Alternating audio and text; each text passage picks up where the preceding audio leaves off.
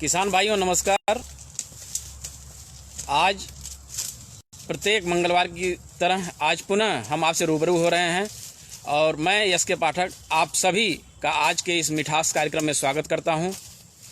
जो किसान आज पहली बार इस मिठास कार्यक्रम से जुड़ रहे हैं, मैं उनको बताना चाहता हूं कि उत्तर प्रदेश शाहजहांपुर द्वारा इस कोरोना काल में गन्ना खेती की एक कार्यक्रम शुरू किया गया है, मिठास कार्यक्रम, जिसमें हम प्रत्येक मंगलवार को आपसे रूबरू होते हैं, गन्ना खेती की नवीन तकनीकी आप तक पहुंचाने का प्रयास करते हैं। और इसी कड़ी में आज हम आपसे चर्चा करेंगे जो गन्ने में लगने वाली बीमारी जिसको हम गन्ने का कैंसर भी कहते हैं, गन्ने का रेड राट कहते हैं, गन्ने का लाल सड़न रोग कहते हैं, जो कि बहुत ही प्रचंड मात्रा में दिखाई पड़ रही है। कहीं कहीं पे तो ये महामारी के रूप में भी है। और मैं बताना चाहूँगा कि उत्तर प्रदेश गन्ना परिषद के वैज्ञानिकों लगभग 3 दर्जन से अधिक चीनी मिलों का भ्रमण भी किया गया है और सभी चीनी मिलों में ये जो गन्ना किस्म है को 0238 में ये रेड राट बीमारी पाई गई है। और इसी पे विस्तार से चर्चा करने के लिए आज हमारे साथ उपस्थित हैं डॉक्टर सुजीत प्रताप सिंह, जो कि यहाँ पे पादप रोग अनुभाग के अनुभागाध्यक्ष और वैज्ञानिक अधिकारी के पद पर कार्यरत हैं। डॉक्टर साहब, आपका इस कार्यक्रम में बहुत बहुत स्वागत है। नमस्ते सभी को, मेरा किसान भाइयों को नमस्ते। और मैं आज चर्चा करूंगा, जैसा कि पाठक जी ने बताया कि गन्ने में सबसे ज़्यादा इसमें महामारी का ले लिया है रेड राट डिजीज, लाल सड़न रोग। और ये लाल सड़न रोग का इस समय आगमन गन्ना किस्म को 0238 में सबसे ज़्यादा दिखाई दे रहा है। इसके पीछे कारण यह है कि किसान भाई, चीनी मिल दोनों अपने आर्थिक लाभ के लिए CO 238 की गन्ने की बुआई करता है। और ये इसका आच्छादन इतना ज़्यादा हो गया, इतना ही ज़्यादा हो गया कि आज की डेट में 90-95% से भी ज़्यादा बहुत सारे ऐसे चीनी मिल हैं, उसमें इस गन्ना की बुआई की जा रही है। और एक गन्ने की बुआई करने की वजह से रेड राट के जो आइसोलेट हैं, जो पहले 238 की टेस्ट की गई थी, आज उसमें परिवर्तन हो गया है, क्योंकि इसमें रेड राट के आइसोलेट एक सेप्रोफिटिक फंगस है जो कि किसी दूसरे परजीवी पे अपनी जीवोपार्जन करता है। जीवकोपार्जन ये करता रहता है। क्योंकि 238 गन्ने की किस्म इतना ज्यादा आच्छादित हो गया, ज्यादा आच्छादन के कारण एटम जो कि गन्ना रेड राट का रोगजनक होता है, इसमें अपने को परिवर्तित करके उस गन्ना किस्म 238 को संक्रमित करना शुरू कर दिया। और आज की डेट में, आज से 5 साल पहले 2014-15 में जब हमारी वैज्ञानिक टीम सर्वे की थी, उस समय भी 1-2 गन्ने में कहीं 238 गन्ना किस्म में रेड राट दिखाई देता था। उसको हम लोगों ने बचाने की कोशिश की। बचाने की वजह से ही आज की डेट तक, 2 साल पहले तक रेड राट इसमें बहुत ही कम दिखाई दे रहा था। और आज की डेट में सन 2018 से और 20 तक का जो समय है, ये काल में 238 में गन्ना पूरी तरह से संक्रमित हो गया। और रेड राट का संक्रमण इतनी तेजी से लगभग सेंट्रल यूपी और ईस्ट यूपी के साथ साथ वेस्टर्न यूपी का भी बहुत सारे ऐसे इस वैरायटी में लाल सड़न रोग का फैला है। डॉक्टर साहब, सबसे पहले तो हम ये चाहेंगे कि आप किसान भाइयों को ये बताएं कि ये बीमारी कैसे फैलती है। अगर हम बात करें कि ये सॉइल बॉर्न डिजीज है या एयर बॉर्न डिजीज है या सी बॉर्न है, अर्थात मृदा जनित है या वायु जनित है, किस तरीके से ये फैलती है, किसान भाइयों को ये जानना बहुत ही आवश्यक है कि ये कैसे फैलती है, तभी उसका बचाव वो करे। तो सबसे पहले हम आपसे चाहेंगे कि ये बताएं कि ये बीमारी कैसे गन्ने में आती है। बिल्कुल सही कहा पाठक जी ने आपने। गन्ना कृषक इसमें भ्रमित हो जाता है, क्योंकि उसे अधिक उपज की चाह में, चीनी रिकवरी की चाह में, चीनी मिल को गन्ना के 238 की गन्ने की बुआई बार बार वो लगातार करता रहता है, एक जनरेशन से दूसरे जनरेशन में। रेड राट का जो इनाकुलम है, कोलेटोटाइकम फर्केटम, मूल रूप से ये संक्रमित गन्ने से एक पीढ़ी से दूसरी पीढ़ी में ये, इसके अलावा यह मृदा कवक भी होता है, जिस ट्रू सॉइल बॉर्न डिजीज नहीं कहते, क्योंकि यह मृदा में बिना किसी सोर्स के 4 से 6 महीने तक ही जीवित रहता है। अच्छा। मुख्यतः जी, हम मृदा जनित तो कह देते हैं, लेकिन ट्रू सॉइल बॉर्न डिजीज ये नहीं होता है, क्योंकि उसके पीछे कारण वही है कि 4 से 6 महीना में यदि कोई इसके भोजन के सोर्स नहीं है तो ये स्वतः ही नष्ट हो जाता है। सीड बर्न कहा जा सकता है। बिल्कुल सही बीज जनित रोग ये बीमारी है। यह बीज जनित बीमारी है जो कि एक चक्र से दूसरे चक्र में चला जाता है। किसान भाई क्या करते हैं, बुआई करने के समय गन्ने की बीज कहीं त्रिस्तरीय नर्सरी कार्यक्रम के तहत वो नहीं लाता, खेत से ही काटता है और अपने खेत से काटने के बाद पुनः उसकी गन्ने की बुआई चाहे ऑटम हो या स्प्रिंग में वो बुआई कर देता है, या अपने पड़ोस के किसान भाई से बीज ले आता है और पुनः बुआई करता है। और ये नहीं समझ पाता है कि पड़ोस का गन्ना या हमारा गन्ना संक्रमित होगा रेड रॉट से, जिसकी वजह से आगे आने वाली पीढ़ी में, आगे आने वाले जनरेशन में पूरा का पूरा खेत हमारा सूखने की संभावना है। किसान उसमें भ्रमित होता है, किसान नहीं सोचता है। शुरुआती अवस्था की संक्रमित गन्ना होता है तो इस तरह के लक्षण दिखाई देता है, जैसे कि ऐसा है। जब किसान गन्ने के पेड़े को काटे तो निश्चित रूप से एक तरफ ध्यान से देखें। हाँ, ये चीज देखना चाहिए किसान भाइयों को कि अगर गन्ना काटते समय इस तरह से दिखाई पड़ रहा है कटे हिस्से पे, तो डॉक्टर साहब इसकी बुआई बिल्कुल नहीं करनी चाहिए। ये इस तरह की लालिमा तने के अंदर गुदा में दिखता है तो उसे निसंकोच भी लालच को रखते हुए उसे थ्रो कर देना चाहिए, उसे बुआई में प्रयोग नहीं करना चाहिए। लेकिन ये लाल होना ऐसा प्रतीत नहीं होता कि लाल सड़ा रोग। हम कहते हैं गन्ने की बुआई करते समय गन्ने के पेड़ों में के टुकड़े में दोनों किनारों पर यदि किसी भी तरह की लालिमा पाई जाती हो, किसी भी तरह की लालिमा, चाहे वो स्टॉक बोरर का हो, हाँ, बोरर की कई बार बेधक कीटों की वजह से भी, बेधक कीटों की वजह से भी हो जाता है, या कोई और बायोटिक और एबायोटिक स्ट्रेस की वजह से हो जाता हो, जानवर के खाने से भी लाल हो जाता है। ऐसी दशा में भी यदि तने के दोनों तरफ लालिमा दिखाई देता है तो गन्ने की बुआई कदापि इस संक्रमित गन्ने की बुआई नहीं करना चाहिए, इसे उठा के फेंक देना चाहिए। एक और किसानों को भाई मैं बता देता हूं, किसान थोड़ी सी भ्रमित हो जाता है कि नीचे का हिस्सा कभी कभी लाल दिखता है। जैसे आप इसको देखें, ये लालिमा यहाँ नीचे का हिस्सा दिखेगा, लेकिन यहाँ आते आते आपको लाल दिखेगा, अर्थात केवल नीचे का हिस्सा ही, नीचे का तना ही लाल रहता है, ऊपर ऊपर का हिस्सा सफेद दिखता है, उसमें लाल सड़ा रोग का आपतन अभी नहीं आया रहता है। जैसा कि आप देखेंगे इसमें, अब यहाँ देखेंगे बिल्कुल हमारा गन्ना साफ सुथरा, यहाँ पे लाल सड़ा रोग का आपतन नहीं है।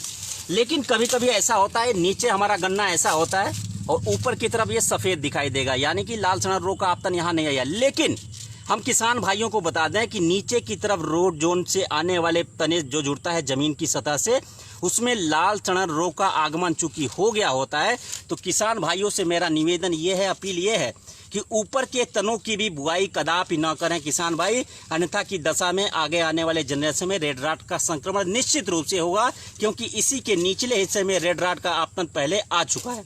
इसलिए जैसे ही किसी गन्ने में लाल सड़न रोग दिखाई दे, लालिमा दिखाई दे, उस गन्ने के किस्म को, उस गन्ने के कटे हुए टुकड़े को पूरा बीज फेंक देना चाहिए, उसे बीज में उपयोग नहीं करना चाहिए। ये किसान भाइयों, आप लोगों ने यहाँ पे देखा, आप ये बहुत ही समझने की बात है। कई बार ऐसा होता है कि जब हम गन्ने की बुआई के लिए उसके टुकड़ों की कटाई करते हैं तो नीचे का हिस्सा अगर लाल है तो उतना हिस्सा काट करके हम ऊपर वाले हिस्से को बुआई करते हैं। और सामान्य तौर पर जो वैज्ञानिक संस्तुतियां हैं वो ये है कि ऊपर वाले हिस्से की अगर हम बुआई करते हैं उसका जमाव अच्छा होता है। लेकिन अगर नीचे के हिस्से में लाल सड़न आ चुका है तो पूरे गन्ने की बुआई कदापि न करें, कदापि नहीं करना चाहिए। अब यदि किसान भाई गलती से या लालचवश उस गन्ने के कटे हुए टुकड़े का, जो कि दोनों तरफ से लाल दिख रहा था, दोनों किनारों पे लाल दिख रहा था, यदि गन्ने की बुआई कर दिया तो निश्चित रूप से उसके लक्षण आएंगे, समय अंतराल पे आएंगे। जैसे ही फेवरेबल कंडीशन होगा, सिंचाई करेगा या बारिश होगी या तापमान 29 डिग्री सेंटीग्रेड के आसपास होगा, तो निश्चित रूप से उसके लक्षण दिखाई देते हैं। अच्छा, इसका जो फेवरेबल टेम्परेचर है 29 डिग्री है। हाँ, 29 से लेकर 31 डिग्री सेंटीग्रेड इसका फेवरेबल तापमान होता है, और इसमें आर्द्रता होनी चाहिए 70% से ज्यादा होनी चाहिए। यह दोनों का कॉम्बिनेशन यदि हो गया तो लाल सड़न रोग का आपतन यदि है उनके खेत में तो निश्चित रूप से प्रदर्शित होता है। और ऐसी दशा में आगे क्या करना चाहिए उसकी चर्चा हम करेंगे। जब किसान भाई इसकी बुआई कर देता है गलती से, तो इसके बाद जब गन्ना जमने लगता है, पहले तो यदि इन्फेक्शन ज्यादा है तो जमाव बाधित होगा, पूरा का पूरा गन्ना नहीं जमेगा। यदि जमाव हो भी जाता है किसी भी दशा में, आंख तक इन्फेक्शन नहीं पहुंचा, बट उसके अच्छे हैं, जैसे कि इसमें दिखाई दे रहे हैं, गन्ना संक्रमित है लेकिन बड इसके अभी अच्छे हैं। आप यहाँ देखेंगे, किसान भाई बड़ी इसे गौर से देखें, बड उसके अच्छे हैं। यहाँ तक रेड राट का आपतन अभी नहीं पहुंचा है, उसके यहाँ तक आने के लिए अभी टाइम लगेगा। ऐसी अवस्था में यदि मृदा में इसको हम बोने के लिए दबा देते हैं तो ये तो जम तो जाएगा, और जमने के बाद 1 से 1.5 महीने के बाद माह अप्रैल में यदि स्प्रिंग की बुआई करता है तो बसंतकालीन की बुआई करता है 2 से 3 फीट का होता है, उसी समय संक्रमण उसमें दर्शित होने लगता है। अच्छा डॉक्टर साहब, जो आपने अभी कहा कि सामान्य तौर पर किसान भाइयों के दिमाग में ये है कि इसके लक्षण जुलाई और अगस्त में दिखाई पड़ते हैं, लेकिन यहाँ पे आप बता रहे हैं कि बुआई के 1 महीने बाद ही लक्षण। हमारे किसान भाई कैसे ये पहचानेंगे कि रेड राट इसमें आ गया है? शुरुआती लक्षण क्या है? बिल्कुल, किसान भाइयों में भ्रांतियां हैं कि इसके लक्षण हमारे जुलाई और अगस्त सितंबर बरसात काल में ज्यादा दिखाई देता है, या बरसात काल से ही शुरुआती होती है जी। हम किसान भाइयों को या गन्ना विकास विभाग से जुड़े हुए कर्मचारी अधिकारी को मैं बता देना चाहता हूं कि संक्रमित गन्ने की यदि बुआई करते हैं, क्योंकि आज के परिवेश में रेड राट आपतन की महामारी केवल और केवल संक्रमित गन्ने की बुआई करने से ही ज्यादा आ रही है। प्राथमिक संक्रमण ज्यादा आ रहा है और इसके मुख्य कारण है संक्रमित गन्ने की बुआई। संक्रमित गन्ने की बुआई करने के बाद किसान भाई जुलाई महीना आने के बाद ही सचेत होता है। हमारे किसान भाइयों से अपील है कि जुलाई आने तक का इंतजार ना करें। यदि अधिक उपज पानी है, अधिक चीनी सरकरा पानी है, आपको सरकरा पाना है, तो उसकी निगरानी जमाव काल से ही देखना शुरू कर दें आप। जैसे शुरुआत में मार्च या अप्रैल में गन्ना जमता है 3 से 4 फीट या 2 फीट का होता है, उसी समय गन्ने में लक्षण कहाँ दिखाई देता है ये मैं आपको दिखाना चाहता हूँ। गन्ना हमारा 2 से 3 फीट का होता है, बसंतकालीन की गन्ने की बुआई करते हैं। यदि रेड राट गन्ने की बुआई हम करते हैं, उस दशा में संक्रमित गन्ने की बुआई करने के बाद सामान्यतः जो लक्षण बताया जाता है वैज्ञानिकों के विद्वान के द्वारा कि तीसरी चौथी पत्ती इसमें सूखने लगती है दोनों किनारों से। हाँ, शुरू में किसान सबसे पहले यही सबको जानकारी है कि लाल सड़न बीमारी जब आती है तो तीसरी और चौथी पत्ती सूखने लगती है। बिल्कुल सही आपने बताया। हम बात कर रहे हैं बसंतकालीन गन्ने में 1 महीने बाद जो लक्षण आ रहे हैं, वो लक्षण डॉक्टर साहब जरा इनको किसान भाइयों को दिखाइए। ये तीसरी चौथी पत्ती पीले होने के इंतजार कदापि किसान भाई हमारे न करें, क्योंकि इस तरह के लक्षण कब आते हैं उसकी चर्चा हम अभी कर लेते हैं। शुरुआती अवस्था में जब संक्रमण जब गन्ने में आता है, संक्रमित गन्ने की बुआई करते हैं, उस समय सबसे ऊपर की पत्ती, जिसे हम अभी ये इसमें ऊपर की पत्ती सबसे पहली पत्ती ये कही जाती है। शुरुआती अवस्था में जब हमारा पौधा केवल 3 पत्ती लेके खड़ा रहता है, माह अप्रैल और मार्च के महीने में 3 पत्ती होती है, ट्विग आता है, 2 लीफ होती है उस समय की दशा में। जब ये बीच की पत्ती होती है उस समय ये लक्षण अभी नहीं दिख रहा है, ये माह अप्रैल और मार्च के महीने में दिखेगा। ये पत्ती सूखने लगेगी, बीच की पत्ती सूखने लगती है, ड्राई होने लगती है, इसमें लालिमा नहीं आएगा। जैसे अंकुर बेधक के लक्षण दिखाई देते हैं, ओहो, अच्छा। उसी तरह के लक्षण शुरुआती अवस्था में दिखाई देंगे रेड राट के। और उसमें किसान भाई ये ना सोचे कि इसमें मोतियों की माला जैसे लाल हो गया या पीली पड़ गई पत्ती। शुरुआती में बीज की पत्ती, जिसे हम spindle infection of red rot कहते हैं, धूरी संक्रमण ऑफ रेड राट, इस तरह के लक्षण दिखाई देते हैं, तो ऐसी अवस्था में उखाड़ के उसे फेंक दे। इसे किसी भी तरह की लालच नहीं करना चाहिए। तो पहला लक्षण मार्च और अप्रैल में जो आया। लेकिन यहाँ पे डॉक्टर साहब मैं आपको रोकूंगा थोड़ा सा। जैसा कि आपने बताया कि अप्रैल में अगर इस तरह के लक्षण दिखते हैं तो किसान भाइयों को उखाड़ देना चाहिए, लेकिन हम ये कैसे डिफरेंशिएट करेंगे कि ये सोच रहे हैं कि रेड राट है और वो अंकुर बेधक की वजह से हुआ हो। हाँ। तो ये चीज हम कैसे अंतर करेंगे? हो सकता है हम उखाड़ें और जबकि अंकुर बेधक का प्रकोप हो। बिल्कुल, बहुत अच्छा ये प्रश्न है पाठक जी का। शुरुआती अंकुर बेधक में थोड़ा सा ऊपर की गोंद की पत्ती आप खींच के देखेंगे तो बड़ी आसानी से ऊपर आ जाता है। इसमें ये मुख्य लक्षण है अंकुर बेधक का, आसानी से। बिल्कुल सही। और लाल सड़न रोग के लक्षण खींचने से वो नहीं आता आसानी से लक्षण, क्योंकि उसके जड़ बिल्कुल तने और लीफ सीध के अंदर से जुड़ा रहता है। बेसिक डिफरेंस ये है, ये मूल डिफरेंस है। यदि इस तरह के लक्षण है, निकलता नहीं है, तो ऐसे पौधे को उखाड़ के फेंक दें, उसके बाद और उसमें निगरानी मैनेजमेंट के उपाय करना चाहिए। इसके बाद माह अप्रैल में जब पत्तियों की संख्या बढ़ने लगती है, 4 से 5 महीना 5 पत्तियां आ जाती हैं, तो इस तरह के लाल धब्बे आपको दूसरी तीसरी पत्तियों में दिखाई देगा, जिस तरह की ये दिखाई देगा। और इस तरह के लाल धब्बे पत्ती के ऊपरी, इस पौधे के ऊपरी हिस्से से एपिकल सिरे से ही अंदर से ही दिखाई देगा आते हुए। यहाँ पे हाँ बिल्कुल, ये अंदर एकदम से ही दिखाई देगा आपको, देखें। शुरुआत से ही ये दिखाई पड़ेगा। हाँ यहाँ से, हाँ बिल्कुल अंदर से दिखाई देगा। यहाँ से ये देख रहा है मेरी फिंगर, ये सारे लक्षण अंदर से दिखेंगे। और इस तरह के लक्षण यदि दिखाई देते हैं तो ये लाल सड़न रोग के मुख्य लक्षण है, जो कि प्रारंभिक अवस्था में मार्च से अप्रैल तक दिखाई देते हैं। यदि ऐसी अवस्था में किसान भाई देखता है तो ऐसे संक्रमित पौधे को लाल सड़न रोग की पुष्टि निर्धारित करके इसे उखाड़ के फेंक दें, और उखाड़ने के बाद इसके प्रबंधन के उपाय करने चाहिए। यहाँ पे एक चीज़ और मैं कहूँगा, जैसे कि यहाँ पे ये गन्ने की पत्ती की जो मध्य सिरा है ये लाल हो गई है, एकदम शुरुआत से ही लाल हो गई है, अगोले के शुरुआत से ही जहाँ पे स्टार्टिंग हो रही है। कई बार अन्य कारणों से भी पत्तियाँ, बीज की जो मिडरिब है, ये जो मध्य सिरा है, ये लाल हो जाती है डॉक्टर साहब, तो लेकिन उसमें नीचे से लाल नहीं होती है। हाँ, ये चीज़ डिफरेंस है। ये बहुत अच्छा प्रश्न है। एक आगे किसान भाई लाल सड़न रोग का फेसबुक पे लोड किया है, मैंने उसको हालांकि बता दिया है, उसने मान भी लिया है। एक किसान भाई ने लोड किया था, जब हमारा लाल धब्बा नीचे से आता है, लीफ सीध एपिकल मेरिस्टेमिक जोन से होते हुए निकलता है और मोतियों की माला जैसे निकलता है, तो ऐसे धब्बे लाल सड़न रोग की पुष्टि करते हैं, सूचक है निश्चित रूप से। हाँ, यदि ये धब्बे इसमें दिखाई नहीं, यदि ये धब्बे किसी कहीं पे बीच में यहाँ से शुरुआत हो गए, या अगर ये बीज से शुरुआत होता है तो यह लाल सड़न रोग के लक्षण नहीं होते हैं। यह हो सकता है किसी इंसेक्ट की वजह से हो जाए, या एबायोटिक स्ट्रेस की वजह से हो जाए। बायोटिक स्ट्रेस यहाँ पे, हाँ यहाँ पे देख सकते हैं आप किसान भाई, इसको बड़ा गौर से देखेंगे। देखिए यहाँ पे भी देखिए, बीच में मध्य सिरा जो है वो लाल हो गई है, लेकिन इसमें लाल दूसरी ढंग से है, ना ही मोतियों की माला है, और इधर पीछे भी नहीं है, पीछे भी नहीं दिखाई देता है। और लाल सड़न रोग के लक्षण पीछे और आगे दोनों सिराओं पे दिखाई देते हैं, मध्य सिरा के लीफ लेमिना के दोनों तरफ दिखाई देते हैं। और ऐसे लक्षण बीच में कहीं कहीं दिखाई देंगे, जहां तहां दिखाई देंगे, और इस तरह के लक्षण लाल सड़न रोग के लक्षण नहीं होते हैं। किसान भाई बहुत सारे भ्रमित हो जाते हैं और ऐसे संक्रमित पौधे को समझ के उखाड़ के फेंकने लगते हैं, और इस तरह उनका आर्थिक नुकसान होता है। ऐसी दशा में यदि संक्रमित गन्ना की बुआई करते हैं तो बहुत सारे किसान भाई सोचते हैं कि तने में भी संक्रमण होना चाहिए, लेकिन मैं आप लोगों को बता दूं, यदि संक्रमित गन्ने की बुआई करते हैं तो इसके स्पोर वेस्कुलर बंडल के माध्यम से, अन्य माध्यम से ऊपर जाकर इसके लक्षण ऊपर दिखाई देते हैं, सबसे ऊपर। ये प्राथमिक संक्रमण के सबसे मुख्य संकेतक होता है, जिसे कि तने में संक्रमित न होकर इसकी पत्ती में लक्षण दिखाई देते हैं। ऐसे संक्रमित गन्ने को प्राथमिक संक्रमण की संज्ञा दी जाती है, और यह केवल और केवल संक्रमण आता है संक्रमित गन्ने की बुआई करने से।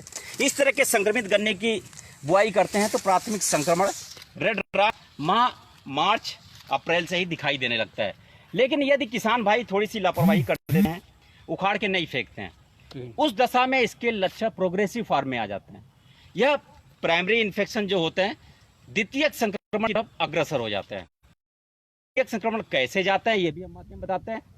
इसके पौधे के अंदर जाने के माध्यम, सोर्स ऑफ एंट्री में बता दूं, ये सी फल्केटम जो पौधी होता है, ये एंट्री कैसे कैसे भागों से, किन किन भागों से ये जाता है, मैं बताता हूं कैसे ये एंट्री करता है। जब प्राथमिक संक्रमण बारिश हो जाती है तेज, बारिश होने की दशा में ह्यूमिडिटी हो, उसका तापमान 29 से 31 डिग्री सेंटीग्रेड हो जाता है, तो सबसे ज़्यादा एंट्री, पहला मुख्य रास्ता जो होता है जिसे हम रूट प्राइमोडिया बोलते हैं, रूट प्राइमोडिया के माध्यम से रेड रॉट के स्पोर्स सबसे ज़्यादा जाते हैं, as a secondary infection create करते हैं। यह द्वितीयक संक्रमण को संज्ञा देते हैं उसको। द्वितीयक संक्रमण की परिभाषा से किसान भाई ऐसे समझें, जब रेड रॉट का आगमन आपके हेल्दी गन्ने में दूसरे जगह से आगमन आ जाता है, ऐसे संक्रमित गन्ने को द्वितीयक संक्रमण रेड रॉट कहते हैं। इस तरह के संक्रमण को रेड रॉट का द्वितीयक संक्रमण की संज्ञा दी जाती है। यदि संक्रमित गन्ने की बुआई करते हैं तो उसे हम प्राथमिक संक्रमण कहते हैं। इस तरह द्वितीयक संक्रमण जो होता है बारिश की पानी से या बाढ़ आ जाता है उसकी वजह से, बारिश की पानी से एक जगह से दूसरे जगह बारिश की बूंद के माध्यम से भी जाता है, और जड़ों के माध्यम से सबसे पहले एंट्री करता है। सेकेंडरी इन्फेक्शन जो होता है जड़ों के माध्यम से होता है। और यदि गन्ने के रूट बोरर, जड़ बेधक भी कहते हैं, जड़ बेधक भी लग गया है तो वो भी एक रास्ता रेड रॉट के इनोकुलम को एंट्री करने के लिए बहुत आसान बन जाता है और उसके माध्यम से भी रेड राट की एंट्री पौधे में हो जाती है। ये भी secondary infection of red rot होता है। जैसे अब ये तना आप देख रहे हैं, कभी कभी गन्ना किसान भाई हमारे देखेंगे नीचे से इन्फेक्शन नहीं आता है, ऊपर की तरफ से इन्फेक्शन आ जाएगा, नीचे जड़ के माध्यम से नहीं आता है, ऊपर की इन्फेक्शन यहाँ पे आ जाता है बीच में। जब तने के बीच में इन्फेक्शन आ जाता है तो ये फिर संदेह की स्थिति आ जाती है कि इसमें रेड राट कहाँ से आ गया। ऐसी स्थिति में यदि रेड राट दिखाई देता है तो ये रेन स्प्लेसेस कहते हैं, जो कि अंग्रेजी में कहा जाता है। बारिश की बूंदों के माध्यम से एक संक्रमित गन्ने के जो रेड राट के इनोकुलम होता है यहाँ से उछल के यहाँ चले आते हैं।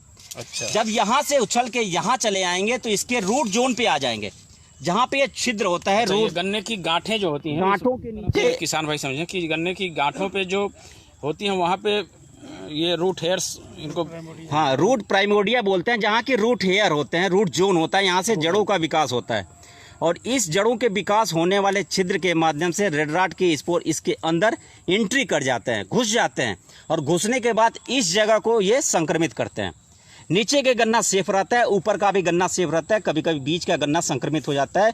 यह रेन स्प्लेसेस, बारिश की बूंदों के द्वारा संक्रमित होने वाली गन्ना होता है, जो कि बीच में भी रेड राट संक्रमण आ जाता है। इस तरह से किसान भाई संक्रमित गन्ने की पहचान, प्राथमिक और द्वितीयक संक्रमण की पहचान शुरुआती अवस्था में ऐसे कर सकते हैं। जब यह संक्रमण धीरे धीरे बढ़ता जाता है, प्रोग्रेसिव फॉर्म में आ जाता है, बरसात का समय आ जाता है, जुलाई में बरसात ज़्यादा होने लगती है। किसान भाई यदि संक्रमित गन्ने की पहचान न करके उसको हम फेंकता नहीं है तो इसको प्रोग्रेसिव फॉर्म में पैदा हो जाता है और रेड राट इनोकुलम जो होता है बहुत तेज़ी से फैलना शुरू कर देता है।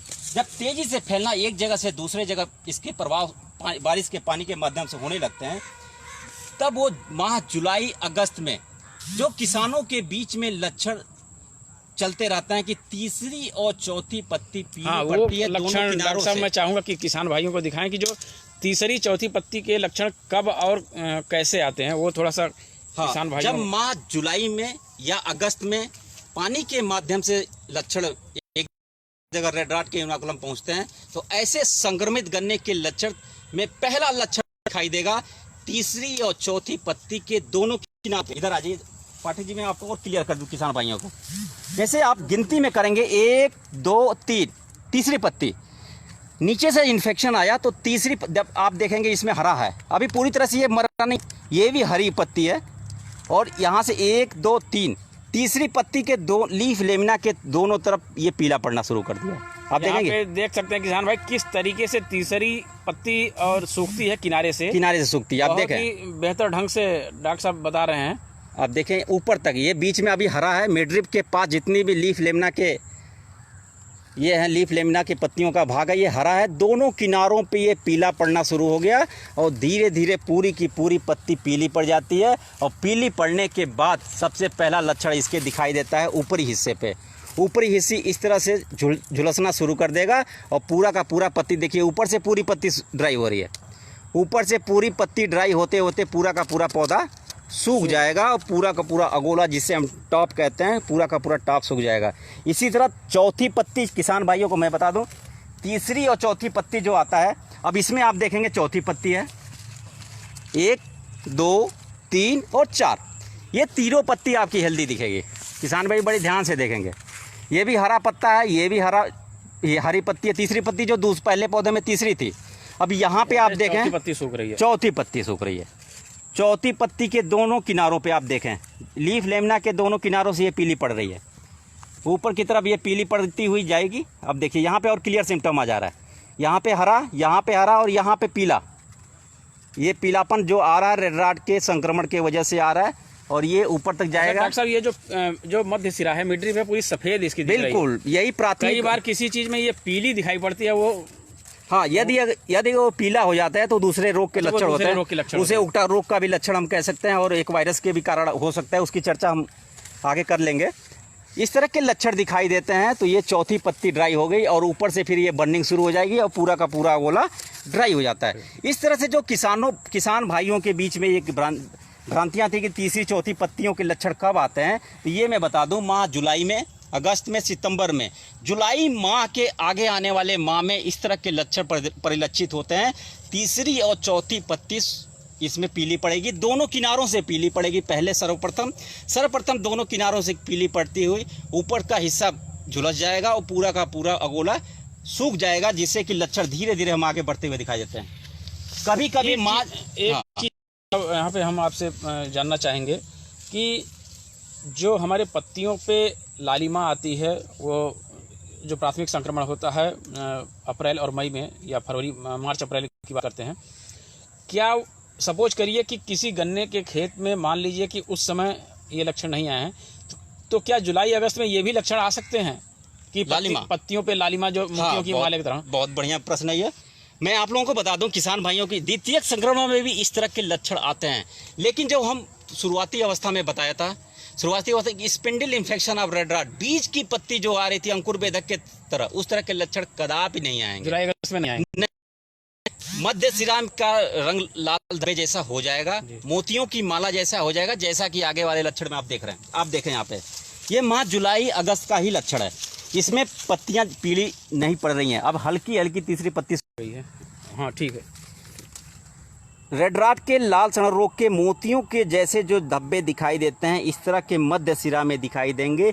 इस तरह के लक्षण भी माह जुलाई अगस्त सितंबर में भी परिलक्षित हो सकते हैं, और इस तरह के लक्षण दोनों तरफ से दिखाई देंगे आपको। ये मुख्य लक्षण होते हैं जो कि अन्य लालिमा और इस लालिमा में फ़र्क होता है। अन्य किसी भी तरह के लाल होने की वजह से दोनों तरफ लाल नहीं होता है। लीफ लेमिना के अंदर वाले हिस्से पे और बाहर वाले हिस्से पे दोनों तरफ मध्य सिरा लाल हो जाता है। इस तरह के लक्षण भी यदि दिखाई, और यह लाल संक्रमित गन्ने की नीचे से ही शुरुआत होती है। लीफ सीध जहाँ की एपिकल हिस्सा जुड़ा रहता है, तना पत्ती का निचला हिस्सा जो कि एपिकल मेरिस्टेमेटिक जोन से जुड़ा हुआ है, यहीं से लक्षण दिखाई देगा। और यहाँ से नज़दीक से आप देखेंगे यहीं से शुरुआत है और ऊपर की तरफ चला जाएगा, और ऊपर की तरफ जैसे जैसे जाएगा इसकी पीलापन बढ़ते जाएंगे। ये देखिए आप लक्षण पीला होता गया है। वहाँ लीफ लेमिना में क्या हो रहा था, साइड से पीली हो रही थी, क्योंकि ये मध्य सिरा में इसके इन्फेक्शन रन कर रहे हैं।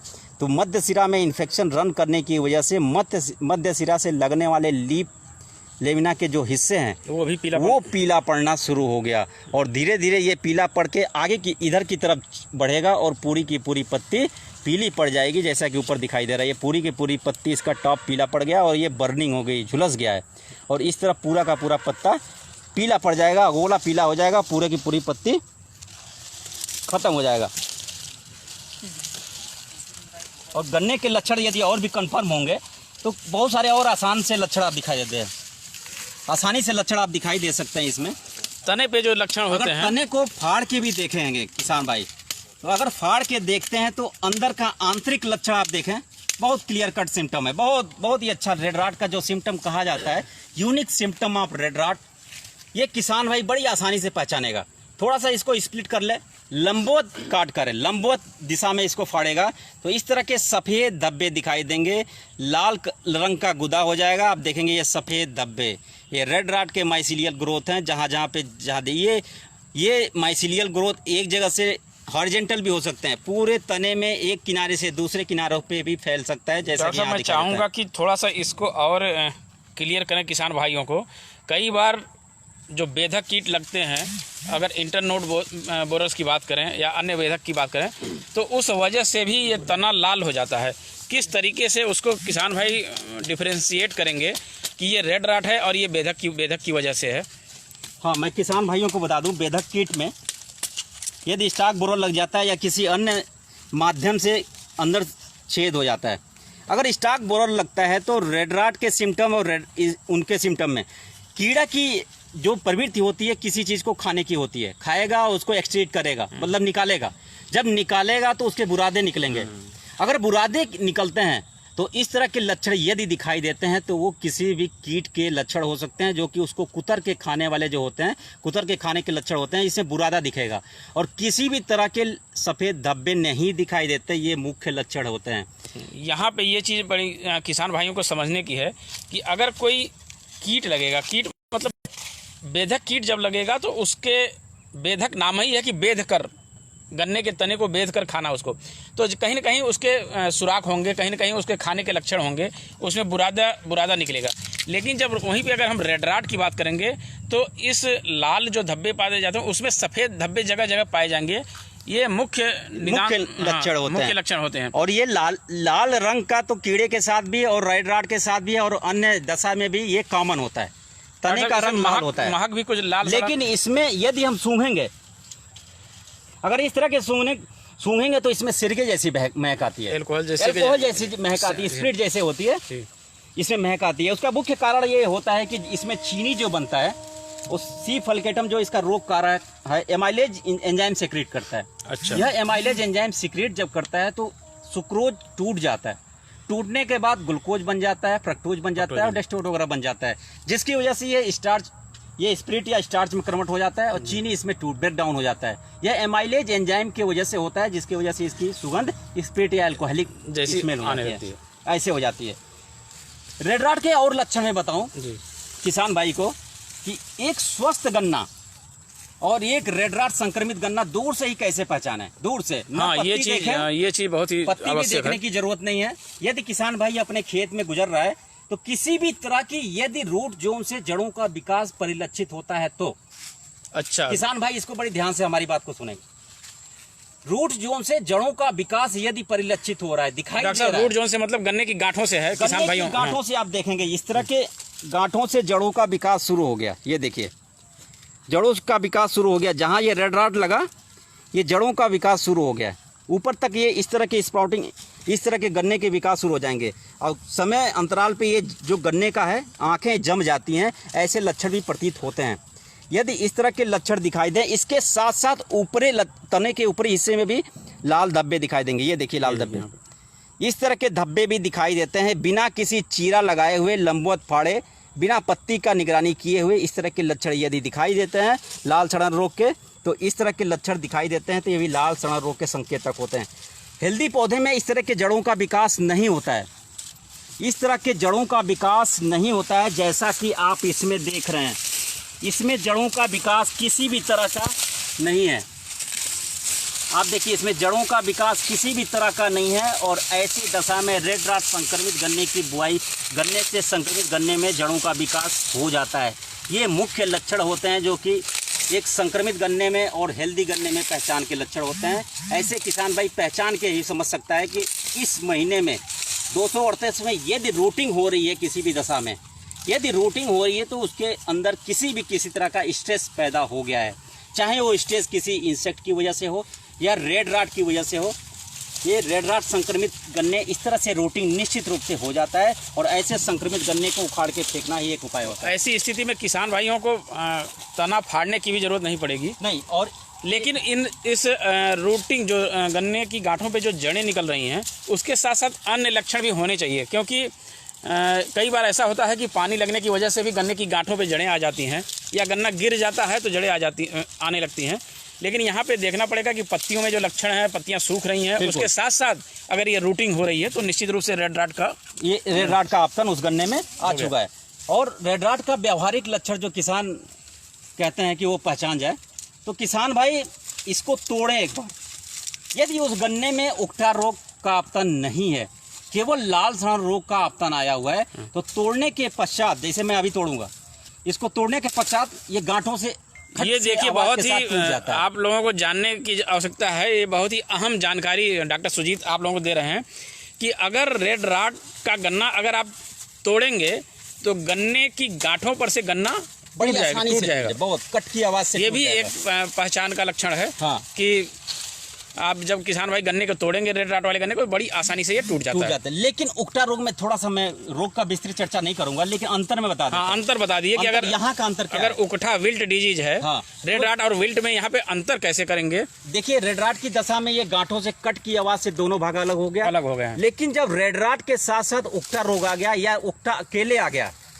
तो उस दशा में जब हम मोड़ेंगे, ये देखिए गन्ना पिचक जा रहा है, पिचक जाएगा, पिचक के यहाँ से जूस भी निकल सकता है, ये टूटेगा नहीं। ये मुख्य संकेतक होता है उकठा रोग का आगमन हो गया इस गन्ने में।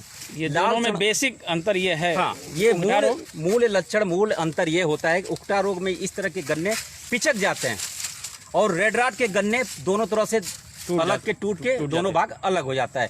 ये मुख्य लक्षण होते हैं जो कि किसान भाई तोड़ के भी पहचान सकता है कि रेड राट का संक्रमण हमारे गन्ने में आ गया है कि नहीं। और इस तरह के लक्षण यदि दिखाई देते हैं हो सकता है रेड राट और उकटा रोग दोनों एक साथ आता है। क्योंकि मैक्सिमम चांस ही, अधिकतम चांस ये होता है कि रेड राट के साथ साथ उकटा रोग का भी आगमन होता है, हो जाता है। क्योंकि सॉइल बॉर्न डिजीज उकटा रोग भी होता है। और इस तरह के लक्षण यदि दिखाई देते हैं, ये उकटा रोग, थोड़ा सा मैं उकटा रोग पे चर्चा नहीं करूंगा, क्योंकि ये दोनों एक दूसरे से हम कहें दोनों भाई भाई होते हैं, और दोनों भाई भाई होने की वजह से उकटा रोग का भी इसमें लक्षण दिखाई देते हैं। विल्ट जिसको कहते हैं किसान विल्ट भाई, जिसे हम कहते हैं किसान भाई, पिचक जाता है गन्ना, और गन्ना पूरी तरह से सूख जाता खोखला, है, अंदर से खोखला हो जाता है। खोखला हो जाता है।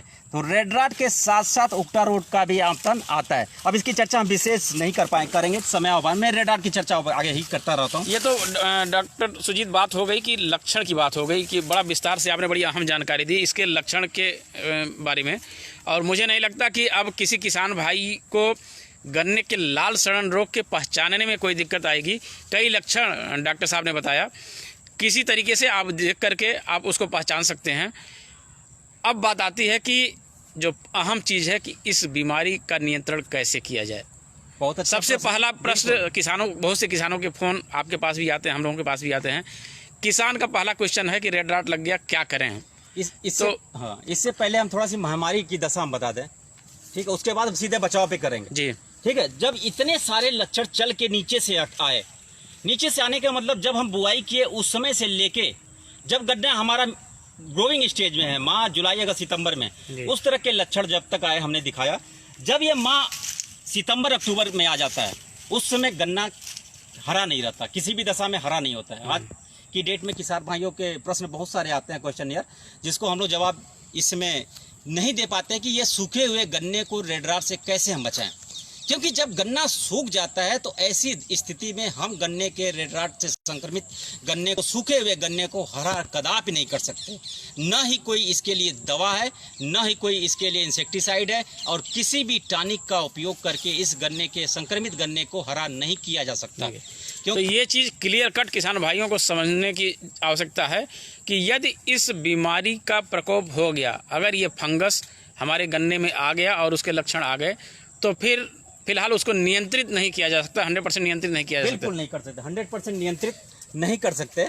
और महामारी चूंकि 238 में बात करते हुए चले, गन्ने में इस समय सबसे ज्यादा 238 के गन्ने की बुआई हम कर रहे हैं जी। तो बहुत सारे चीनी मिल में, जैसे हमारी वैज्ञानिक टीम ने जो सर्वे इस साल किया है, 20 चीनी मिलों का सर्वे किया है शाहजहांपुर के वैज्ञानिकों ने। हाँ, शाहजहांपुर उत्तर प्रदेश गन्ना शोध परिषद के वैज्ञानिकों ने 20 चीनी मिलों का भ्रमण किया है। इस 20 चीनी मिलों में pre monsoon, during monsoon red rot का आगमन बहुत तेजी से फैलते हुए बताया है, बहुत तेजी से फैलते हुए।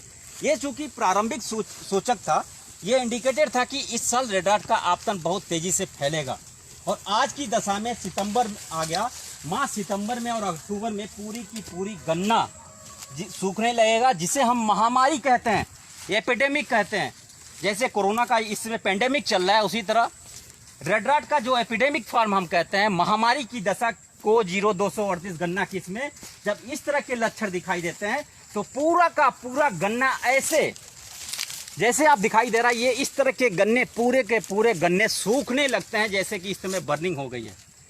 ये गन्ने जो दिखाई दे रहे हैं, पूरा का पूरा गन्ना लाल सड़ा रोग से संक्रमित गन्ना है। और इस तरह के लक्षण यदि आपके खेत में दिखाई देते हैं, पूरा का पूरा गन्ना 70-80% तक गन्ना सूखने लगता है। और इस तरह के लक्षण दिखाई दें तो किसान भाई इसमें किसी भी दवा का इस्तेमाल शुरुआती अवस्था में न करें।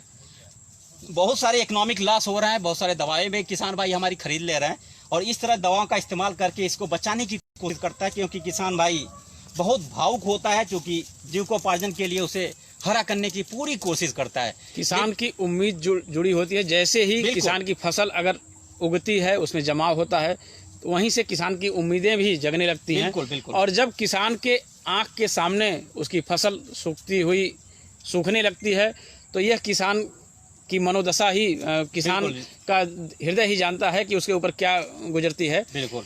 तो बड़ी सावधानी की आवश्यकता है और इस बीमारी से बचाव की आवश्यकता है।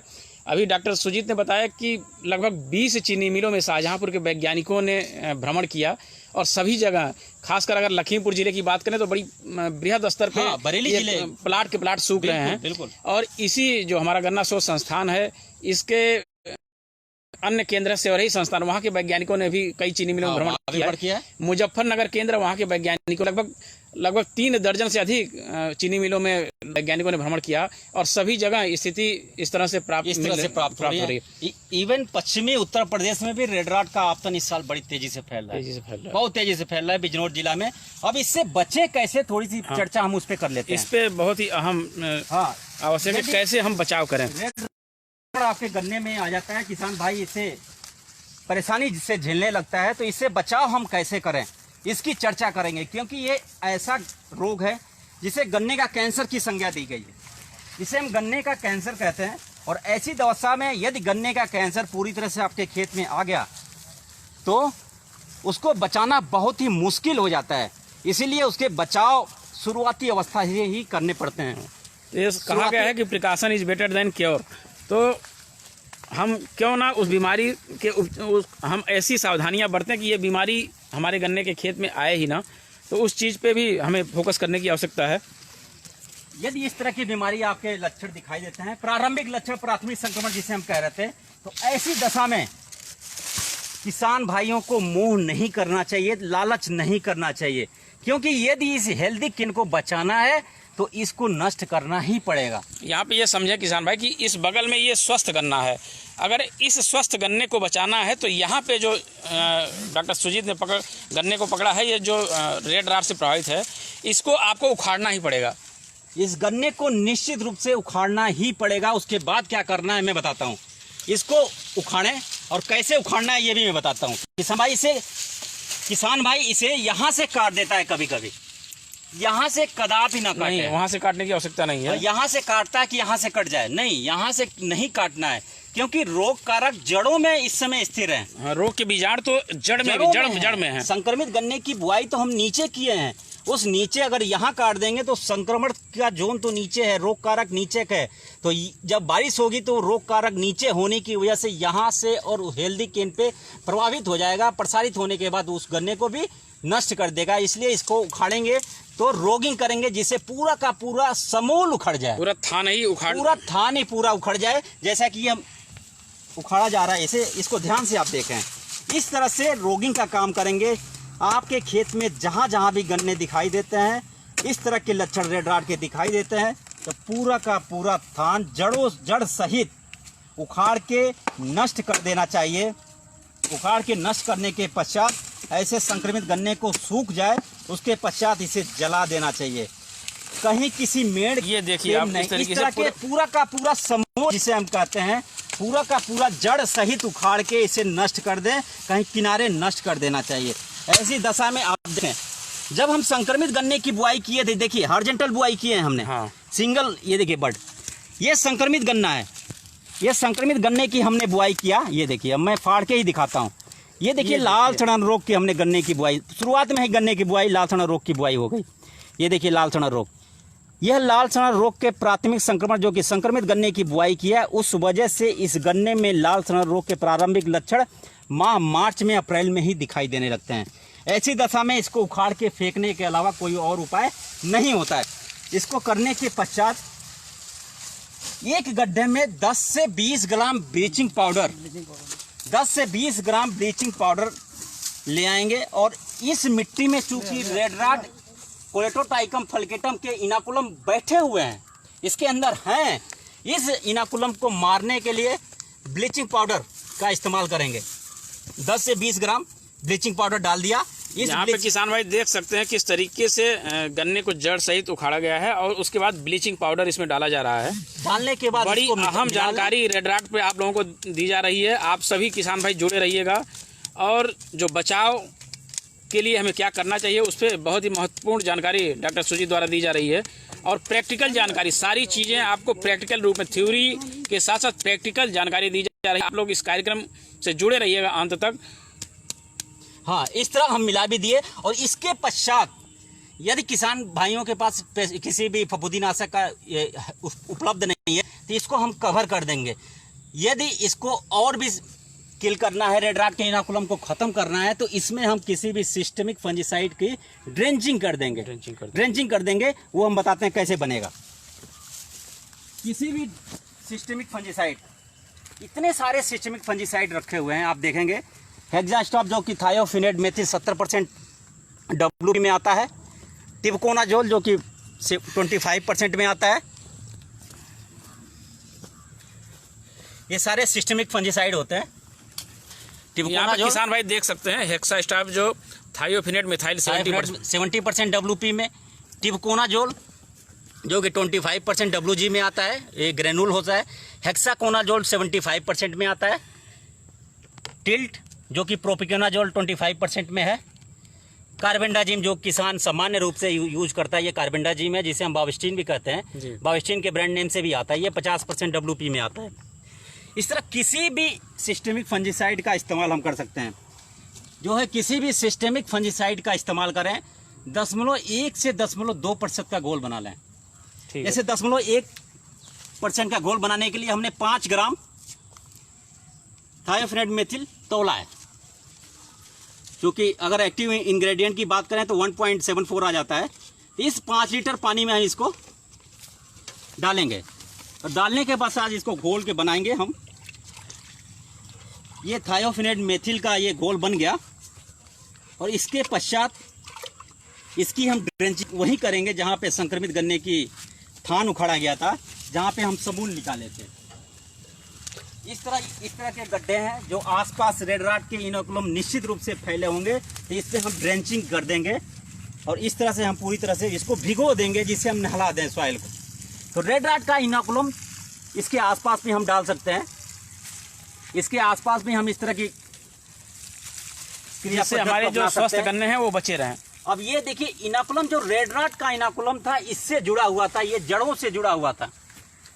देख रहे हैं, इस जड़ों से जो जुड़ा हुआ था, इसके आसपास जितने भी रेड राट के इनोकुलम पाए जाते हैं वो पूरी तरह से नष्ट हो जाएंगे ब्लीचिंग पाउडर और थायोफिनेट मेथिल के ड्रेंचिंग से। और इसके करने के पश्चात इसको कवर कर देंगे, पूरी तरह से कवर कर दें आप, जिससे कि जो भी हमारी दवा है फफूंदीनाशक है इसके अंदर बैठेगा और अपना काम करेगा, आसपास रेड राट के इनोकुलम को प्रसारित नहीं करने देगा। और शेष बचे हुए पौधे को देखें, शेष बचे हुए पौधे पे माह जून तक यदि प्राइमरी इन्फेक्शन दिखता है तो माह जून तक शेष बचे हुए पौधे पे 2 से 3 स्प्रे कर सकता है सिस्टेमिक फंजीसाइड का, जिसका हम ड्रेंचिंग मैंने किया है जून तक। हाँ। ये थोड़ी सी सोचने वाली बात है, थोड़ी सी कंसंट्रेट होने वाली बात है। किसान भाई आज की डेट में भी स्प्रे की बात करते हैं, स्प्रे करते हैं। हम किसान भाइयों को बिल्कुल हम बताना चाहते हैं कि रेड राट के इनोकुलम जब शुरुआती अवस्था में दिखते हैं, ऐसी अवस्था में उसे उखाड़ के फेंक दें। उखाड़ने के पश्चात इस तरह की क्रिया पद्धति को करें और बचे हुए शेष पौधे पे, हेल्दी पौधे पे 2 से 3.1% 0.1% का thiophanate methyl, carbendazim, tebuconazole, propiconazole, hexaconazole, ये सारी जितनी भी मैंने सिस्टेमिक फंजीसाइड का नाम लिया, उसमें से किसी एक फफूंदीनाशक का इस्तेमाल करके 2 से 3 स्प्रे कर देना चाहिए, जिससे कि पौधे के अंदर रोग प्रतिरोधक क्षमता को भी बढ़ाया जाता है और इसके साथ साथ जो हेल्दी पौधे हैं उसे रेड राट के आपतन से हम बहुत हद तक बचा ले जाते हैं और रोग का आपतन उस खेत में नहीं आता है। इनकी मात्रा 0.1% रहेगी जो आपने 0.1% निश्चित रूप से स्प्रे के माध्यम से रखें। जब आप ड्रेंचिंग करें तो उसमें कंसंट्रेशन आप बढ़ा सकते हैं, 0.2% का घोल आप बना के मिट्टी में आप डाल दें। इस तरह के लक्षण माह जुलाई में भी दिखाई देंगे। ये तो माह अप्रैल में दिखाई दिया। इस तरह के लक्षण यदि माह जुलाई में भी दिखाई दें, जैसा कि ये पौधा सूख रहा है, ये माह जुलाई का लक्षण है। जैसा कि ये पौधा सूख रहा है, ये लाल कौन रोग का ये भी लक्षण है। आप देखें, ये लाल धब्बे भी हैं, तीसरी चौथी पीली भी है, ये सब माह जुलाई में दिखाई देता है। और पानी की वजह से एक बीमारी एक जगह से दूसरे जगह प्रसारित हो गई और इसमें भी रोग आ गया। इस तरह के लक्षण यदि दिखाई देते हैं तो पूरा का पूरा समूलीय जड़ सहित उखाड़ के फेंक दें और वही क्रिया पद्धति अपनाएंगे जो कि ब्लीचिंग पाउडर से 20 ग्राम और थायोफिनेट मेथिल, कार्बेंडाजिम या अन्य सिस्टेमिक फफूंदीनाशक का इस्तेमाल करके ड्रेंचिंग के माध्यम से सॉइल में उपलब्ध इनोकुलम की लोड को कम कर देंगे। और इस तरह की क्रिया पद्धति से निश्चित रूप से संक्रमित गन्ने से को निकालने के पश्चात हेल्दी पौधे को रेड राट के आपतन से हम बहुत हद तक बचा ले जाते हैं। और किसानों की जो मंशा होती है, तो कि आज की डेट में किसानों की समस्या ये है कि साहब कुछ न कुछ हमारा गन्ना बचा लीजिए। यदि कुछ गन्ना रहेगा। और ऐसे क्रिया सिस्टम, ऐसे क्रिया पद्धति को अपना के तो निश्चित रूप से रेड राट के आपतन को थोड़ा कुछ हद तक कम करेंगे और माह अक्टूबर तक कुछ न कुछ हरे गन्ने आपको मिल जाएगा और ज़्यादा संक्रमण होने। डॉक्टर एक चीज़ मैं यहाँ पे पूछना आपसे चर्चा करूँगा किसान भाई, कई बार ये तो बात ये हो गई कि अगर जो हमारे बगल में स्वस्थ गन्ने हैं किसी क्लम्प में कहीं पे किसी क्लम्प में ये बीमारी आ गई है तो उनको उखाड़ के नष्ट कर दें।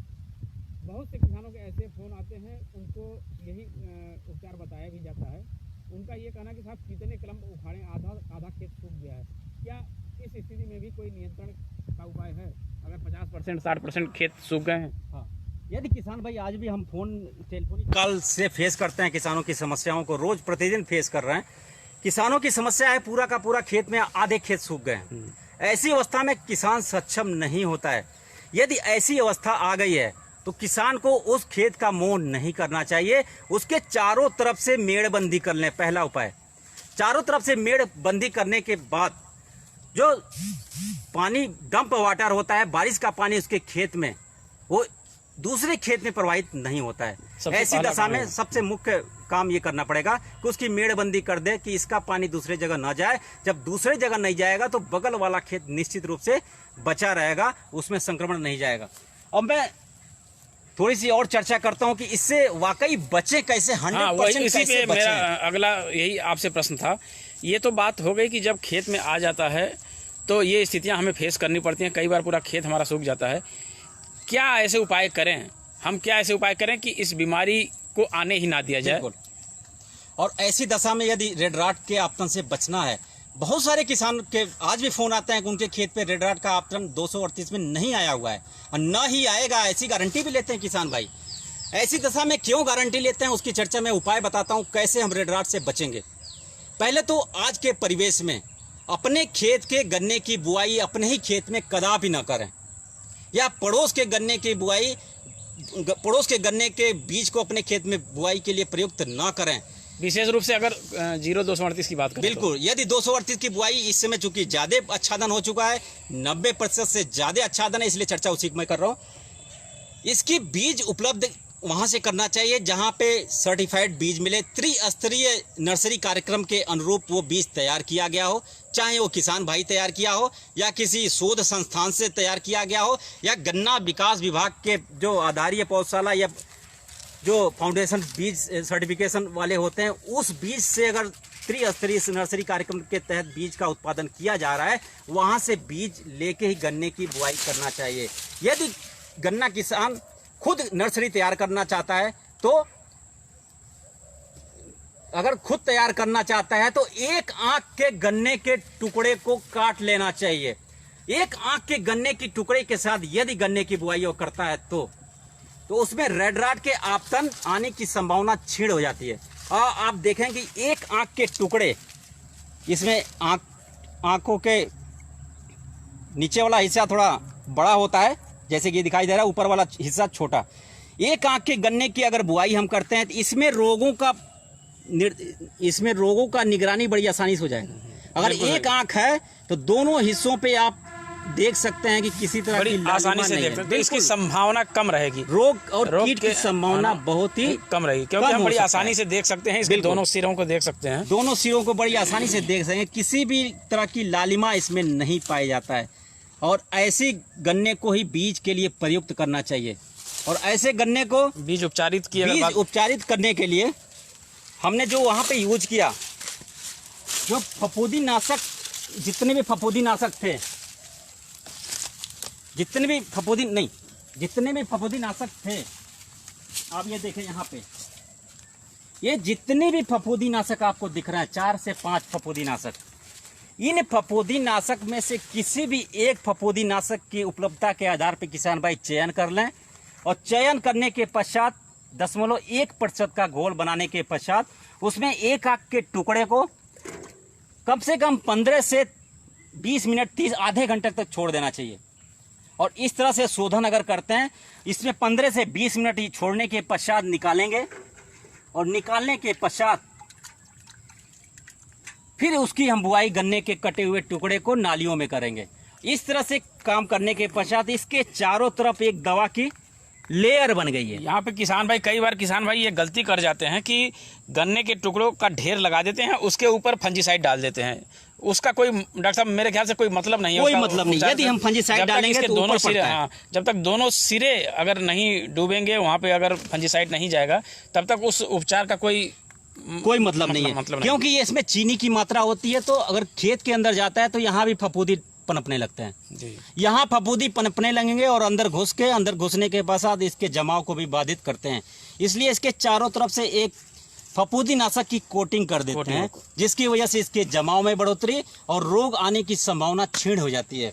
इसके अलावा किसी चीनी मिल में यदि MHT ट्रीटमेंट का साधन हो, या किसान भाई के पास भी बहुत सारे ऐसे किसान भाई है, उसमें MHT का साधन हो, हार्ट वाटर ट्रीटमेंट यदि कर सकता है, सेट ट्रीटमेंट डिवाइस के माध्यम से भी शोधित कर सकता है। यदि ये सिस्टम है तो इसके माध्यम से भी बुआई करने के पहले शोधित करना भूले नहीं, निश्चित रूप से शोधित करें। यदि MHT के माध्यम से ट्रीट करता है तो उसमें 15 क्विंटल गन्ने तक के भी शोधन हो सकता है और उसमें 2.5 घंटे का समय लगता है। 90% से और 95% तक उसकी आर्द्रता होती है। ऐसी दशा में यदि MHT से करके बुआई करता है तो निश्चित रूप से जमाव में भी बढ़ेगा। हार्ट वाटर ट्रीटमेंट के साथ यदि गर्म पानी में करता है, बहुत सारे किसान भाई तो एक छोटे से टब में भी अपना खुद का हार्ट वाटर ट्रीटमेंट का प्लांट बना लिया है और उसमें 50 से 52 डिग्री सेंटीग्रेड तक तापमान उसमें से बना रहता है। वो मेंटेन रखते हैं थर्मामीटर से देख के। उसके पश्चात उसी हार्ट वाटर ट्रीटमेंट में इन सारे फफूंदीनाशक में से किसी भी एक फफूंदीनाशक का चयन करके कार्बेंडाजिम, प्रोपिकोनाजोल, हेक्साकोनाजोल, टेबुकोनाजोल, थाइफ्लुइड मेथिल, इन सारे 5 फंजीसाइड में से किसी एक फंजीसाइड का इस्तेमाल करके शोधित करने के लिए उसी हार्ट वाटर टब में इसको डाल देना चाहिए। यदि हमारा 500 लीटर का है, 200 लीटर का ये टब हमारा है तो 200 ग्राम दवा डाल देना चाहिए और उसी में 2 घंटे तक शोधन करना चाहिए गर्म पानी में। और इस तरह से शोधन करेंगे तो इसके ऊपर आसपास बीमारी जितने भी रोग कारक होते हैं, फफूंदी के स्पोर पाए जाते हैं, वो 52 डिग्री सेंटीग्रेड तापमान पे पहुंचने के पश्चात मरने लगते हैं। बहुत सारे ऐसे फाइटोप्लाज्मा वायरस भी मर जाते हैं। इसके अलावा एक नया उपक्रम आया है, नया सिस्टम आया है, जो कि गन्ना प्रजनन संस्थान कोयम्बटूर द्वारा विकसित किया गया है। उसे हम सेट ट्रीटमेंट डिवाइस कहते हैं। उस सेट ट्रीटमेंट डिवाइस का जो मोड ऑफ ऑपरेशन है, ऑपरेशन का जो मोड है वैक्यूम बेस है। उसमें दबाव बनता है, उसमें किसी भी तरह की गर्म पानी नहीं होता है, किसी भी तरह के गर्म हवा का भी प्रसारण नहीं होता है। उसमें सिस्टेमिक फंजीसाइड एक केज डालेंगे, केज में सिस्टेमिक फंजीसाइड इन सारे फफूंदीनाशक में से किसी एक फफूंदीनाशक का इस्तेमाल करेंगे। 0.1% का घोल बना के उसमें हम डाल देंगे। 50 किलोग्राम कैपेसिटी होती है, उसमें 50 लीटर पानी, और 50 लीटर पानी में 50 ग्राम दवा डालने के बाद एक आंख के टुकड़े को उसमें हम डाल देते हैं और 10 से 15 मिनट का टाइम लगता है। 500 SG पे हमारा वैक्यूम क्रिएट होता है। वैक्यूम क्रिएट होने पे, दबाव क्रिएट होने पे, उस मशीन में दबाव आने की वजह से फफूंदीनाशक इधर से और इधर से दोनों खुले हुए जगहों से, दोनों खुले हुए किनारों से घुस के अंदर चला जाता है। किसान भाई इसको बड़ी ध्यान से सुनेंगे। मैं क्या कहना चाहता हूँ, पानी के दबाव से फफूंदीनाशक इसके अंदर चला जाता है, दोनों से किनारों के कटा हुआ हिस्सा जो है इसके अंदर चला जाता है। और दोनों किनारों से जब अंदर चला जाता है, ऐसी दशा में फफूंदीनाशक के अंदर घुस जाने से लाल सड़न रोग के भी आपतन आने की संभावना क्षीण हो जाती है, कम हो जाती है। यद्यपि MHT और ट्रीटमेंट, हार्ट वाटर ट्रीटमेंट लाल सड़न रोग के लिए उपयुक्त नहीं होता है, लेकिन इस पद्धति में लाल सड़न रोग इसलिए उपयुक्त होता है क्योंकि दोनों किनारों से दवाओं का प्रवेशण अंदर तक चला जाता है। दवा जब अंदर तक चला जाएगा तो लाल सड़न रोग के आने की संभावना बहुत ही कम होती है।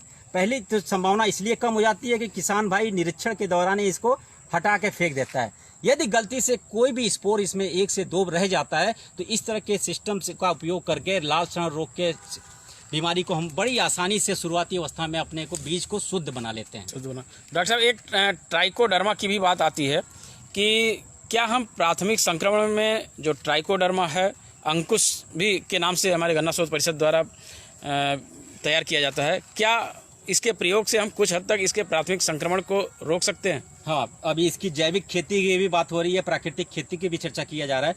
मैं जैविक खेती की मैं बताता हूँ।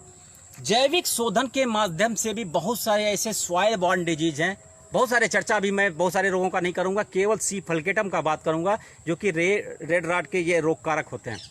ये सी फल्केटम गन्ने मिट्टी में पाए जाते हैं शुरुआती अवस्था में। मैंने ट्रू सॉइल बॉर्न डिजीज नहीं है, लेकिन शुरुआती अवस्था में मिट्टी में 4 से 6 महीने तक बड़ी आसानी से सर्वाइव करता है। उस अवस्था में केमिकल का उपयोग ना करें। ऐसी अवस्था में किसका उपयोग करें? ट्राइकोडर्मा का इस्तेमाल करना चाहिए। हमारे उत्तर प्रदेश गन्ना शोध परिषद का एक उत्पाद है जिसे हम अंकुश कहते हैं। इस अंकुश में मूल रूप से ट्राइकोडर्मा का ही मिक्सचर होता है। ट्राइकोडर्मा का मिक्सचर होता है। इस ट्राइकोडर्मा के मिक्सचर को सड़ी हुई गोबर के साथ, वर्मी कंपोस्ट के साथ, सड़े हुए छायादार जगह पे रख देते हैं। रखने के पश्चात 20 से 25% तक नमी रहती है, उसमें बाल्टी से पानी हम छिड़काव करते रहते हैं। 24 से 48 घंटे के बाद, 72 घंटे के बाद अंतिम जुताई के पहले इसका भुरकाव कर देते हैं। पूरे खेत में छिड़काव करते हैं। छिड़काव करने के बाद फिर अंतिम जुताई करके गन्ने की बुआई करते हैं। दूसरी अवस्था, इसके प्रयोग की विधि क्या है? नाली जब हम खोलते हैं, उस नाली में ही ट्राइकोडर्मा का कल्चर को हम भुरकाव करते जाते हैं हाथ से करने के पश्चात बहुत किसान भाई कहते हैं फिर रसायन का उपयोग करेंगे तो निष्क्रिय हो जाता है। ऐसी अवस्था में पहले हम ट्राइकोडर्मा का भुरकाव कर लें, फिर उसको पैर से या किसी भी यंत्र से मिला दें मिट्टी को, मिट्टी में अच्छी तरीके से मिल जाए, अच्छी तरह से वो मिल जाए। मिलने के बाद फिर हम किसी रासायनिक खाद का इस्तेमाल करेंगे। तो दोनों के संपर्क में न होने की वजह से दोनों अपना अपना काम बड़ी सार्थक रूप से करते रहेंगे। इस तरह से जब यदि हम मिट्टी में मिला देंगे तो रेड राट के जो सॉइल इनोकुलम है, निश्चित रूप से उसका लोड बहुत हद तक कम हो जाता है और प्राथमिक संक्रमण आने की संभावना क्षीण हो जाती है। बहुत अच्छी। अच्छा डॉक्टर साहब, एक चीज़ और अंत में हम आपसे चाहेंगे कि किसान भाई ये पूछते हैं कि जिस खेत में लाल सड़न बीमारी आ गई है तो क्या अगले साल फिर उसमें गन्ना लें या कितने साल बाद गन्ना उसमें बोएं, या 1 साल बाद या 2 साल बाद? बहुत अच्छा प्रश्न है पाठक जी आपका। यदि गन्ना किसान के खेत में जो आज के परिवेश में परिलक्षित हो रहा है, दिखाई दे रहा है बहुतायत मात्रा में, यदि गन्ने के खेतों पे लाल सड़न रोग का बहुतायत मात्रा में इसका आपतन आ गया, 50% से भी ज्यादा आ गया, तो उसकी पेड़ी किसान भाई कदापि नहीं रखना चाहिए। उसकी पेड़ी कदापि ना रखें और उसकी हार्वेस्टिंग जल्दी से जल्दी करें। उसकी हार्वेस्टिंग, कटाई जल्द से जल्द करके या किसी स्रोत के पास आप डाल के उसकी इकोनॉमी की भरपाई कर लें या उसे नष्ट कर दें। नष्ट करने के पश्चात जब उसकी जुताई हम करते हैं, जब हम जुताई करते हैं तो उसके बचे हुए अवशेष, जिसे हम गन्ने का ठूंठ कहते हैं देसी भाषा में, गन्ने के ठूंठ को, सारे ठूंठ को निकाल के फेंक देना चाहिए। बहुत सावधानी की बात मैं कर रहा हूं। ये बहुत ही महत्वपूर्ण जानकारी है। किसान भाई गन्ने को हार्वेस्टिंग करने के बाद फिर खेत में ही छोड़ देते हैं। छोड़ देता है। जब छोड़ देता है फिर वो रिसाइकिल करके अगले साल खेत में आता है तो फिर कहता है किसान भाई हमने वैरायटी भी बदल दी, फिर भी रेड राट का आपतन आ गया। लेकिन जब हम क्रिस्टल क्लियर फार्मिंग करेंगे, क्लियर फार्मिंग इसमें जब फार्मिंग करेंगे, उसके कटे हुए रेजिडुअल पार्ट को, जिसे हम ठूंठ कहते हैं, पूरे ठूंठ को बाहर निकाल के नष्ट कर देना चाहिए। मृदा आपका खेत पूरी तरह से स्वस्थ हो, स्वच्छ खेती की उसके बाद जितनी पद्धति है उसको अपनाएं और अपनाने के पश्चात तुरंत गन्ने की खेती न करें जिसमें महामारी आया हुआ है।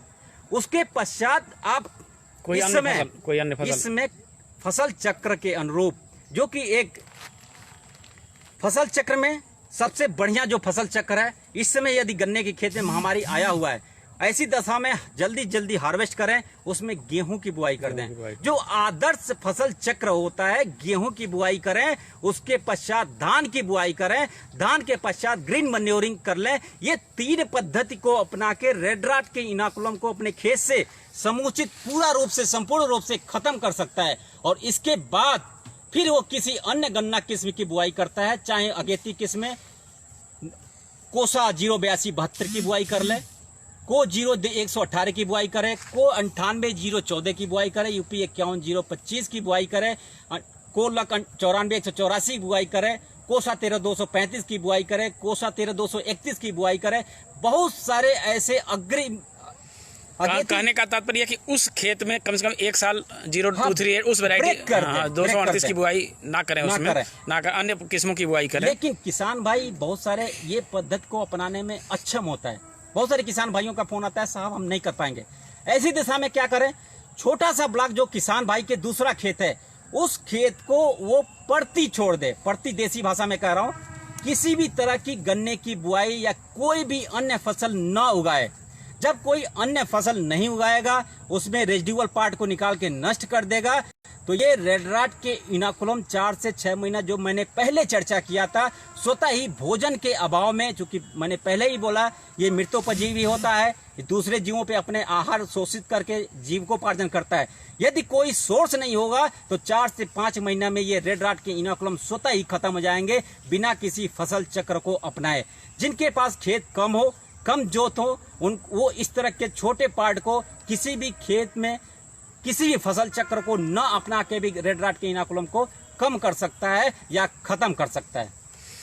बड़ी अहम जानकारी डॉक्टर सुजीत प्रताप सिंह ने आज आप लोगों को दिया, और मुझे लगता है कि इस जानकारी के बाद ये पूरे जो 1 घंटे का ये एपिसोड रहा, इसमें गन्ने के लाल सड़न से संबंधित कोई भी चीज़ छूटी नहीं है। और डॉक्टर सुजीत ने बड़ी विस्तार से थ्योरी के साथ साथ प्रैक्टिकल भी आपको करके दिखाया, सारी चीज़ें डिमॉन्स्ट्रेट करके दिखाया। डॉक्टर साहब बहुत बहुत धन्यवाद किसान भाइयों को इतनी अहम जानकारी देने के लिए। किसान भाइयों, आप धन्यवाद, सभी को नमस्ते। एक आवश्यक सूचना मैं देना चाहूँगा आप लोगों को। बहुत से किसान भाइयों का फ़ोन गन्ना किस्म कोसा 13235 के लिए आ रहा है, उसके बीज के लिए। अभी कुछ दिन पूर्व हमारे निदेशक महोदय द्वारा इस पे एक कार्यक्रम भी किया गया था, जिसमें निदेशक महोदय द्वारा गन्ना किस्म के बारे में बताया गया था, उसके पहचान के बारे में बताया गया था, उसकी उपलब्धता के बारे में बताया गया था। तो मैं ये बताना चाहूँगा कि यह किस्म, इस किस्म के लिए बहुत से किसानों ने रजिस्ट्रेशन कराया है। लगभग 500 किसानों ने रजिस्ट्रेशन कराया था। 1 हफ्ते का रजिस्ट्रेशन का कार्यक्रम चला था। चूँकि बीज की मात्रा अभी कम है, क्योंकि यह किस्म पिछले वर्ष ही अभी रिलीज हुई है, तो बहुत प्रयास किया गया इसके मल्टीप्लिकेशन के लिए। हर स्तर से मल्टीप्लिकेशन किया जा रहा है, चाहे वो टिश्यू कल्चर हो, चाहे सिंगल बड हो या सामान्य कल्टीवेशन हो, सभी पॉलीबैग हो, सब माध्यमों से मल्टीप्लिकेशन किया जा रहा है। लेकिन अभी बीज की उतनी मात्रा अभी नहीं हो पाई है, तो कुछ किसानों को अक्टूबर में उपलब्ध कराया जाएगा और कुछ किसानों को बीज फरवरी में उपलब्ध कराया जाएगा। लेकिन जो भी बीज गन्ना किस्म इसमें उपलब्ध कराया जाएगा किसानों को, वो समितियों के माध्यम से किया जाएगा, सीधे किसान को यहाँ से नहीं दिया जाएगा। जिन किसान भाइयों ने रजिस्ट्रेशन कराया है उनकी लिस्ट संबंधित समिति में भेज दी जाएगी आवंटन के पश्चात, और प्राथमिकता ये होगी, प्रयास ये किया जाएगा कि उन जिनका रजिस्ट्रेशन हुआ उनको पहले दिया जाए। यदि बीज बचता है तो अन्य किसानों को दिया जाएगा। लेकिन सारा वितरण का कार्यक्रम समितियों के माध्यम से, जिले के जिला गन्ना अधिकारी के माध्यम से किया जाएगा। तो यह इसलिए आप लोग इस किस्म की उपलब्धता के लिए आवंटन के पश्चात आप लोग अपने अपने संबंधित समिति से, जिला गन्ना अधिकारी से संपर्क करें। अगले मंगलवार को हम एक नए विषय के साथ, गन्ना खेती के एक नए वैज्ञानिक के साथ आपसे मिलेंगे। तब तक के लिए नमस्कार, धन्यवाद।